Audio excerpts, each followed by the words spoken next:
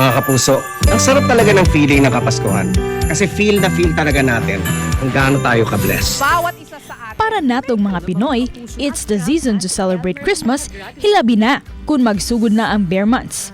Ug sa adlaw sa Pasko, diha na mag-abot ug magkaiusa ang pamilya. Aron mas happy ug mas merry pang atong Christmas season, adunay idalit ang GMA Network nga Christmas Station ID 2023.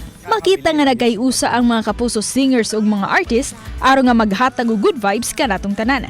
Pinaagi sa tema nga #feeling blessed ngayong Pasko, nagmalaumon ang GMA Network nga mahatag ang maayong mensahe nga labaw pa sa mga regalo ug mga pagkaon.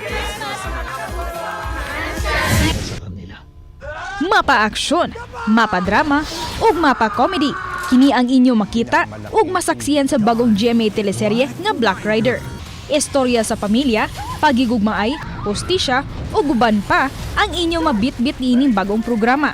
Gawas nila Ruru Madrid, Katrina Halili, Mateo Godechili o Kylie Padilla, inyo sa makitaan ang mga bigating artista nga sila si Gladys Reyes, Raymond Bacaching, Rio Locsin, Philip Salvador ug uban pa.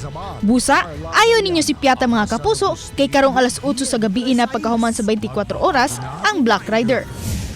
Balik showbiz na, ang kapuso actress nga si Jeneline Mercado subay sa iyang upcoming series nga Love, Die, Repeat. Gawas nga siya ang bida, siya usabang napiling mukanta sa soundtrack ni ini. Sa iyang post sa FB page, iyang gipakita ang ulagway nga siya ang naasulod sa recording studio. Kauban ni Jeneline sa maong serye, mao si Sean Lim.